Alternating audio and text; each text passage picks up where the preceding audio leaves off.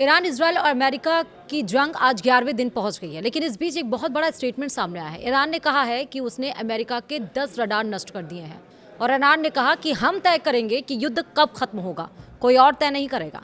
नमस्कार, आप देख रहे हैं न्यूज़ 18 का डिजिटल प्लेटफॉर्म। मैं हूं आपके साथ श्रुति श्रीवास्तव। ईरान और अमेरिका, इजरायल के बीच जंग का अंत नजर नहीं आ रहा है। दोनों पक्ष एक दूसरे से लंबी जंग करने की बात कर रहे हैं।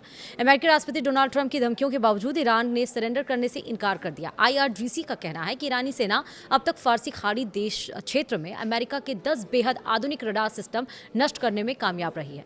IRGC ने इस बात पर जोर दिया है कि मौजूदा युद्ध का अंत कब होगा, यह वॉशिंगटन नहीं बल्कि तेहरान तय करेगा।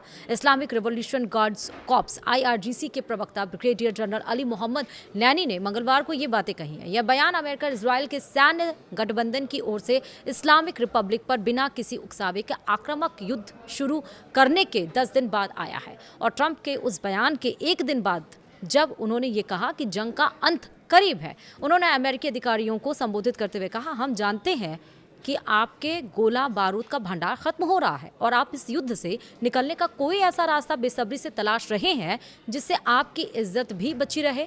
आप अमेरिकी लोगों को सच क्यों नहीं बताते? ब्रिगेडियर जनरल नैनी ने कहा कि अमेरिकी राष्ट्रपति डोनाल्ड ट्रंप यह नहीं चाहते कि अमेरिकी लोगों को इस बात का पता चले कि फारसी खाड़ी क्षेत्र में अमेरिका का पूरा सैन्य ढांचा खत्म हो चुका है, कि इस क्षेत्र में अमेरिका के लगभग 10 बेहद आधुनिक रडार सिस्टम और आपके बड़ी संख्या में महंगे ड्रोन ईरान के हवाई रक्षा सिस्टम द्वारा नष्ट कर दिए गए हैं। राष्ट्रपति डोनाल्ड ट्रंप ने कहा कि अमेरिका कच्चे तेल की कीमतों को कम करने की कोशिश में कुछ देशों पर से तेल प्रतिबंध हटा रहा है।